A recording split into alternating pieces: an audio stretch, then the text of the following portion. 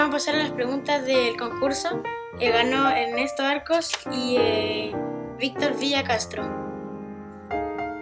Alors, Ernesto Arcos demande de Arica au Chili quand la technologie nous permettra de faire des voyages interstellaires, quel serait le premier système planétaire qu'on devrait visiter et pourquoi?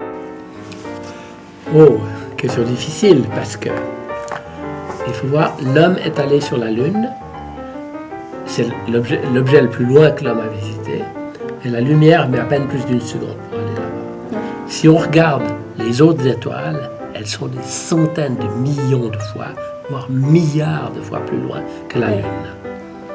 Donc, croire qu'on va pouvoir y aller, moi je ne vois pas comment. Bon, à la limite, si on voulait aller à Proxima du Centaure et puis qu'on accepte que ça dure des durées énormes, bon, peut-être.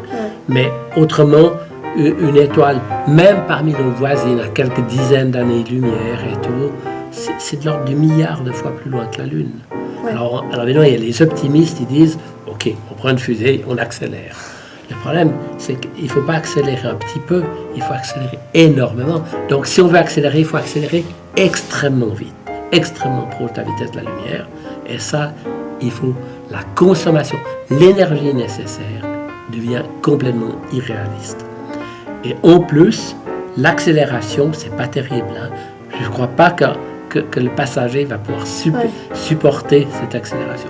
Donc, personnellement, moi, je pense que je ne vois pas comment on peut aller visiter avec un véhicule. La seule chose qu'on peut faire, c'est analyser la lumière qui nous vient des étoiles et des planètes. Victor Villa Castro du Santiago du Chili demande: croyez-vous que dans un autre point du cosmos, il y ait un autre Michel Mayor scrutant le ciel avec un télescope à la recherche de nouvelles réponses? Alors, la réponse à cette question, je dirais, c'est clairement non.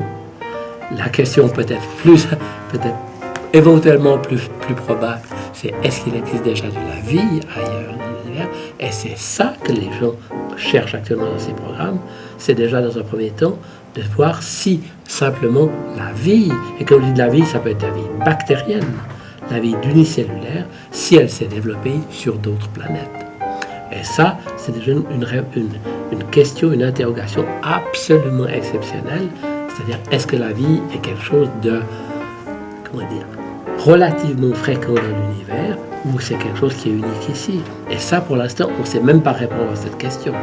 Alors après, il y a le pas suivant. Est-ce que la vie, sous forme d'êtres évolués, et en plus qui ont développé un esprit logique, la technologie, etc., on n'en sait rien. Comme ça, alors après, ça dépend entièrement de chaque personne qui fantasme, qui rêve ce qui veut être ses rêves. Mais déjà, je dirais la première question, est-ce que la vie émerge spontanément quand les conditions sont réalisées? À savoir, peut-être les conditions sont nombreuses. Il y a déjà la température, pour qu'il y ait de l'eau liquide, qu'il y ait un bon solvant, etc. Il y en a des quantités d'autres conditions. Il faut que la planète ait à peu près la bonne masse. Si elle est trop petite, elle va perdre son atmosphère, elle va la laisser s'évaporer, etc. Donc il y en a beaucoup, ces conditions. Mais il y a tellement de planètes dans l'univers, il n'y a aucune source, il y en a des quantités qui sont tout à fait agréables pour la vie. Le problème, est-ce que la vie émerge quand tout est bien, quand tout est là? On n'en sait rien. Et ça, c'est la belle question pour la prochaine génération.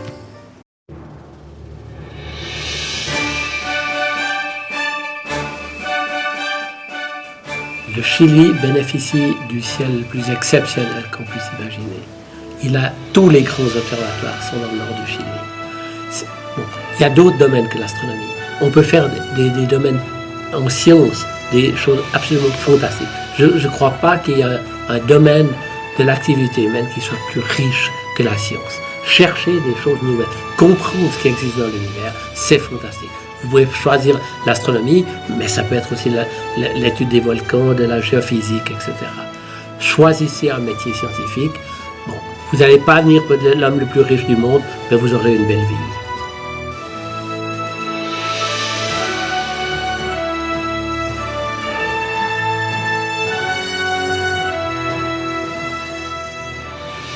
Buenas tardes. Astronomía para todos.